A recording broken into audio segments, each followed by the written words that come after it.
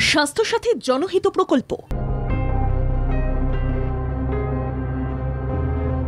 রাজ্যের মুখ্যমন্ত্রী মমতা বন্দ্যোপাধ্যায়ের অন্যতম জনমুখী প্রকল্প স্বাস্থ্যসাথী। এই প্রকল্প বাতিলের আর্জি নিয়ে জনস্বার্থ মামলা দায়ের করেছিলেন এক এনআরআই চিকিৎসক। কলকাতা হাইকোর্টের প্রধান বিচারপতি টি.এস. শিবগানামের বেঞ্চে বৃহস্পতিবার এই মামলা খারিজ করে দিলেন।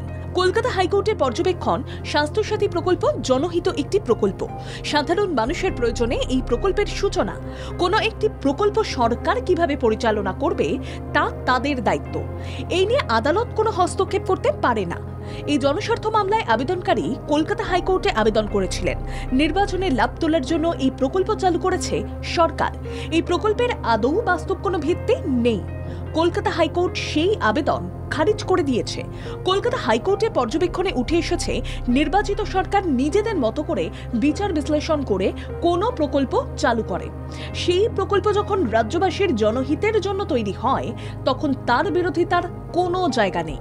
সেই প্রকল্প কখনো অসাংবিধানিক নয়। জনস্বার্থে বাংলার স্বাস্থ্যসাথী প্রকল্প। নির্দিষ্ট নিয়ম মেনে এই প্রকল্প চালু হয়। এই প্রকল্প কখনো অসাংবিধানিক নয়।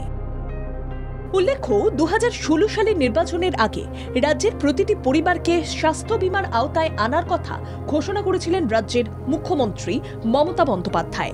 নির্বাচনের ফল প্রকাশের পর রাজ্য সরকার সেই ঘোষণা মতো স্বাস্থ্যসাথী প্রকল্প কার্যকর করে।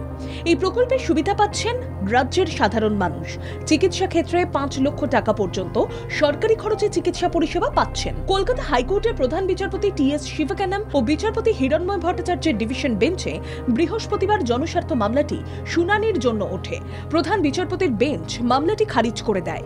যেখানে সরকার তার নির্দিষ্ট নিয়ম মেনেই এই প্রকল্প চালু করেছে, সেখানে আদালত কোনো হস্তক্ষেপ করতে পারে না, জানিয়ে দিয়েছে division bench. Bureau report, Bangla জাগো।